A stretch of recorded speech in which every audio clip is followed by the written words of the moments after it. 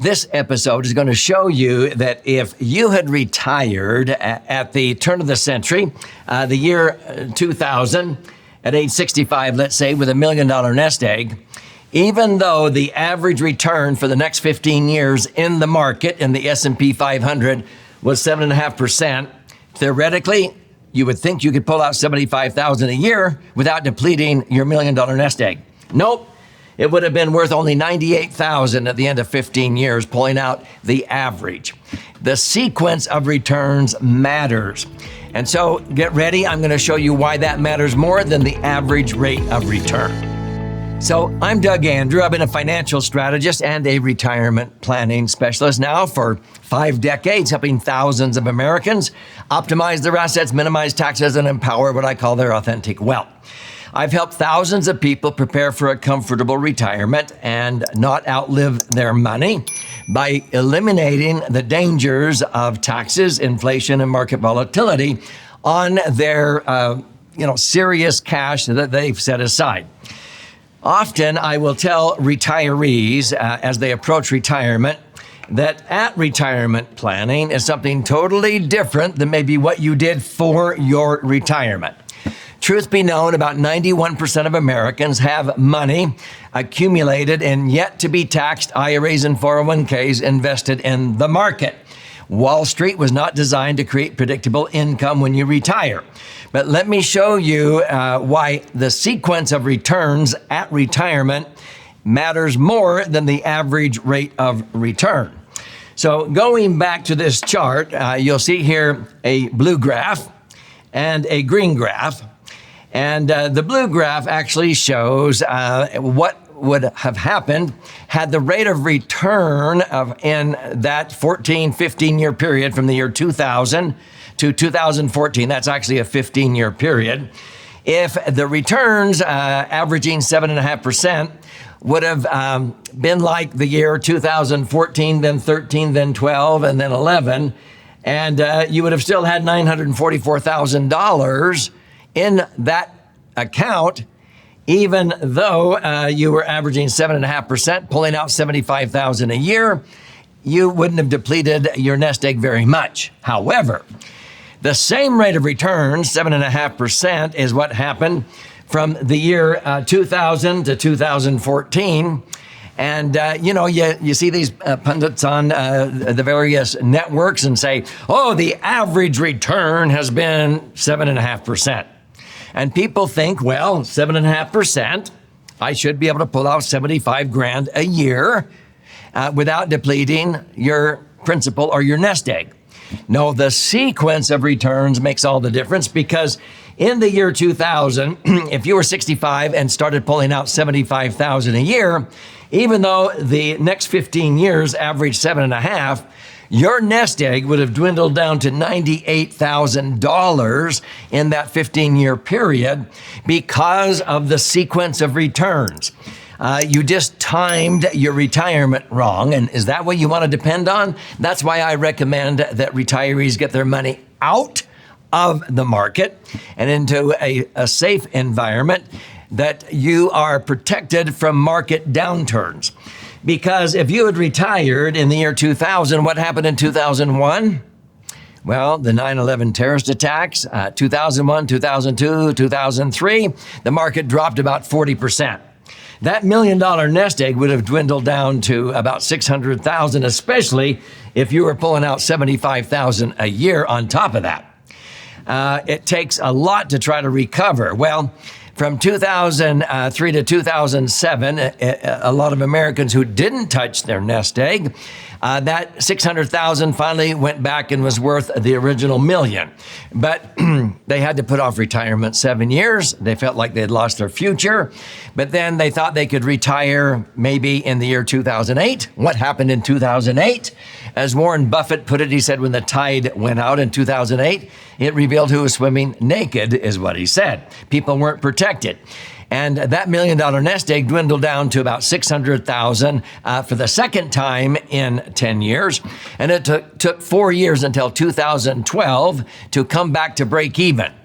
Now, the point of this episode is to help you understand that people who had my favorite financial vehicle, a property structured, max funded, indexed universal life, did not lose during those down years. There were 5 down years. Most, 10, 12-year periods have maybe 3 down years. That period had 5. Now, with indexed universal life, you may not make anything during the down years, but you don't lose. Okay.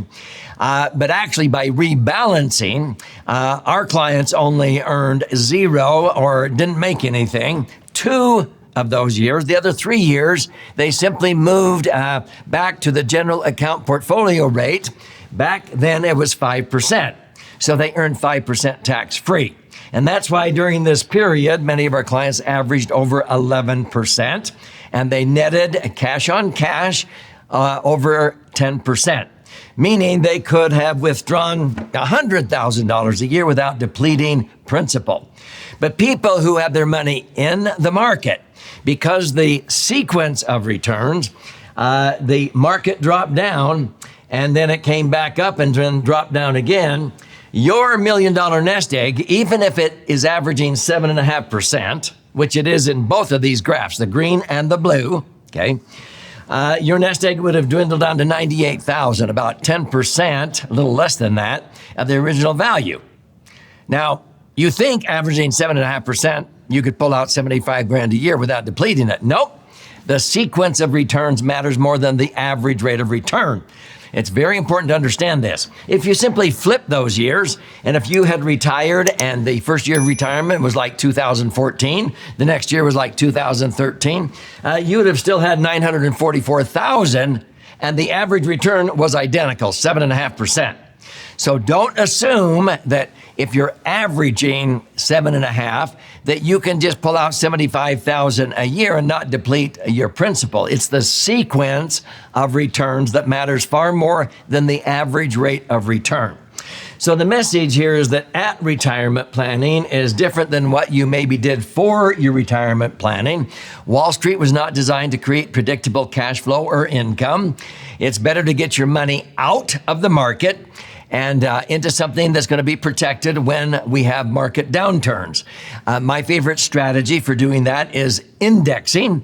I'm not talking about an index mutual fund. An indexed S&P 500 mutual fund would have been like the green here, okay? No, we're talking about a strategy when the market goes down, you don't lose. You may not make anything that year, but you don't lose. But if you rebalance, then you can even do better. During this Great Recession from 2000 to 2010, when most Americans were still down 38% at the end of that 10-year period, our clients who had indexed universal life had doubled their money. They earned 7.23% from 2000 to 2010, even though 5 years they didn't earn anything. The other 5 years they made money.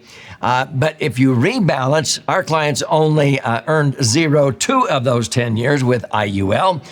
The other 3 years that it was down, they simply earned the general account portfolio rate of 5%. That's called rebalancing. And the average return during the 2000 to 2010 equaled 11.17%. If you earn 11, you ought to be able to net 10 if you keep the cost of the insurance down to a minimum amount. You need to learn how to do that by connecting with a properly trained IUL specialist. So if this is resonating with you, I would recommend you watch other recommended videos on my channel, but also that you study and claim a free copy of my book, The Laser Fund, if you haven't yet. It retails on Amazon for $20 up to $60. I'll gift you a copy free. Simply click on the link below.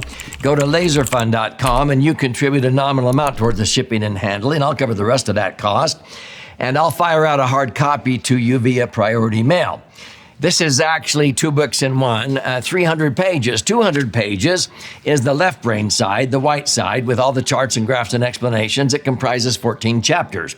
If you're more of a right brain learner, you learn more by stories and examples, you can just flip it over to this one. This is 12 chapters, about 100 pages, with 62 actual client stories of how it works for all kinds of long-term goals, such as college funding for your kids and grandkids, working capital for your business or real estate management, but especially it knocks the socks off of traditional IRAs and 401ks.